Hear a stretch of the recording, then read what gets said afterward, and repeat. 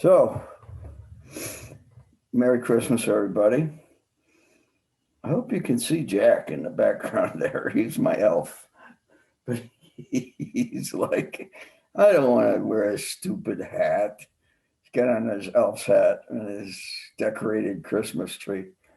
And he is a Christmas present to me 4 years ago. We've been together ever since. Right, Jackie? Speak. Woof, woof, woof, woof, woof, woof. Woof, woof, woof, woof, woof. There he is. There he comes. Hello, buddy. He says, I don't want to wear this stupid hat. Yeah, he's a good boy. Anyway, this is my Christmas video to the world. Let me turn on, go off light.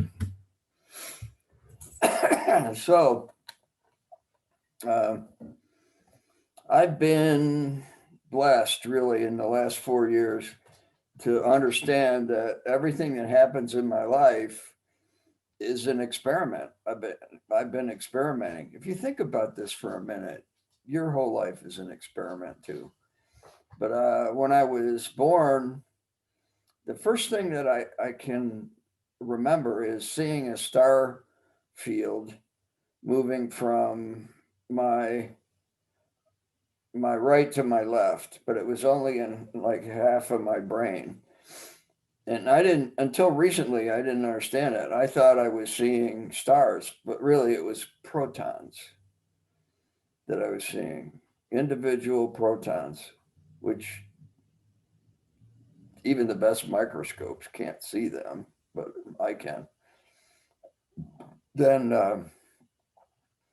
when I was 3 years old, it was Christmas Eve. It was the most exciting Christmas I ever had in my entire life until now. And it was I overheard my grandparents talking about giving me a Lionel train. And my brother and I had snuck down, sat behind the couch in the living room. It was a small place, but they probably saw us, but they didn't care. But and we overheard them saying I was getting a train. I ran. My brother stayed behind the couch. So I ran upstairs. I looked out the window and I saw Santa Claus in the distance.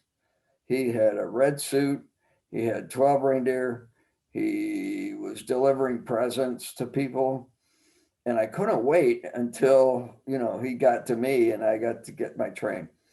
So I went to sleep, woke up in the morning, and sure enough, there was a train under the Christmas tree. And we had a beautiful tree. It was gorgeous. I've had live, and it was a live tree, of course. We didn't have fake ones. Those are fucking suck. Anyway, uh, so after I saw the train, my life went on. I don't remember. I remember playing with it. We had a neighbor that had similar things, and he was older than us, and he set our whole thing up with the transformer and the trees and the grass and the snow and all that. And we played with it probably 3 times. It just goes to show you, right? Typical kid. But I went to kindergarten. I played a potato in second grade, and I pooped my pants, and I was terrified. So I pooped my pants. I thought, well, that's normal color, but I got sent home, so I wasn't in the play. Anyway, my life went on. When I was, I don't know how old, I played football in East Aurora High School for 8 years. Well, Little Loop before that. And then by the time I was 15, I was like, this sucks. What is this? Life is horrible. I mean, how can you teach us things in school that don't make any sense? Like anything. So, anyway, I moved on. Found my calling, which was selling. Hitchhiked to California with a friend of mine from East Aurora. He left right away. He's like, this is a bunch of Nazis. I'm like, I don't know. I don't think so. So I sold magazines door to door for 2 years. Had a great time. Just a wonderful time. Bunch of runaways like me is what I found out from all over the place. English Girl was my favorite. So I went back to East Aurora when I was 17. I got sick, actually. I was not taking care of myself. Went back to East Aurora, tried to go to school, didn't work out. Ended up going to Chautauqua Lake. My grandmother got me a job as a uh, parking attendant, but I was the parking attendant. I collected all the money. So I collected everything and I cheated a little bit, not a little bit, a lot. And I sold people, all you had to do was write on the ticket, season pass. And I think they were $3 and I got like 20. So I had all kinds of money. On my 18th birthday, I met a guy named Johnny McGrath at a bar, of course. And I was still experimenting, but he was a little older than me, not much, a couple months, I think. Anyway, he's sitting at a table. I was at the bar by myself. It was my birthday. And he said, "Why don't you come over?" And that was the next 10 years of my life. I mean, we did amazing things together. Met Nixon at his daughter's coming up party, met David Eisenhower and Julie and all those people. Then a little later, I went in the Navy, but I'm not going to talk about that. So far as you can't tell me what to do. I'm like, why? And I go, because it's the rules. I said, what rules? Well, it's the rules that you have to obey. I mean, no. So I managed to get, it was a good thing. Years later, I managed to get some money out of them finally.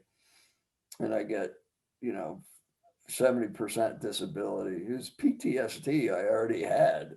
And they said that, "You've already got it." I'm like, "Yeah, but you guys didn't help." So they paid me. So then I went on Christmas after Christmas, all of them joyous for me. I mean, I didn't care if I was homeless or whatever. Christmas has always been a joyous time. I wore hats in Florida, in Lakeland, Florida. I wore Santa hats, and sang out the window and yelled "Merry Christmas" at the top of my lungs and all that stuff. My wife thought I was nuts. She still does, but she's not she's my friend, but she didn't get it. She thinks I'm so crazy. So on and on and on my life goes as an experiment. And I must say this again. If you think about it, you think about your life as an experiment, there'll be no concerns at all. You won't say, "Well, why did I do that? I'm an asshole because I, burned the house down." No, you burned the house down because that was what you needed to do to find out about fire or energy or relationships, whatever. I've never, ever, ever been bad at relationships. I've had 3 really, really good relationships. Sarah Hill, Bradigan. I must be allergic to that. Just kidding. Sarah Hill Bradigan, who still lives in New York, or lives in New York now, and keeps my name. God bless her. And Kathleen Smith Bradigan, who is my second wife. Both of them, when I think about either one of them, all I remember is meeting them, and they were angels of light, either one of them. And I was overwhelmed with compassion and love for both of them. And I still am. Although my wife won't have anything to do with me, but hey, your choice. I understand. Then a girl in the Philippines who was another angel, and I felt the same way that I met her, but she got me in a lot of trouble. So that's probably not going to happen again. Now, after all that I've been through and all I've learned, my Christmas this year is, I'm going to show you my tree. It's my light tree. Okay, lights over the window. If you don't have lights over your window, I have some compassion for you. But that's my tree this year. And I think and I love, ever since I was a little kid, I love big trees with all kinds of lights on them, multicolored lights, not just the white ones like I got here. Although I got to admit, my wife was right. These look good. So I've got Jack, I've got me, Charlie's moved on, but I have some really good friends in the West, and apparently a good friend in Canada, because that's where I'm going next for 2 weeks. Now, I don't know if that's going to turn into, something long-term, but I'm a healer now. I've been trained by Randy Wittenheimer and others. I heal Jack every morning. I give him 12 strokes from his nose to his tail. And I want to do that with other people. But Randy put me in touch with somebody in Canada. I haven't talked to them. They're out of town till Christmas, or after Christmas. But when I call them, the schedule I was given by Randy would be January 6th to like the 15th or 20th or something. And then that would be between me and the Indian healer there. By the way, Randy is a Potawatomi Indian healer. He's been training since he was like 6 years old. Before that. So happy Christmas, Merry New Year. I'm going to Canada in a couple weeks. If anybody wants to buy a TV, a car, a furniture, anything, all I'm taking is 3 pair of long pants, 2 coats, 3 pairs of shorts in case, we get to summertime. And Jack, that's about it. So if you have any questions, call me, email me, respond in some way. Nobody will. And I'm not saying that's a bad thing. It's just that you don't get it yet. I hope you do. So my wish for you for Christmas is the same as my wish for me and every other human being on the planet Earth. Become aware of yourself. Sit down for 10 minutes. That's all it takes. And think about love. Think about the world. Don't think about governments and all that crap. It's coming down anyway. But think about that. 10 minutes. Focus on your breath. Try to relax. Lay down.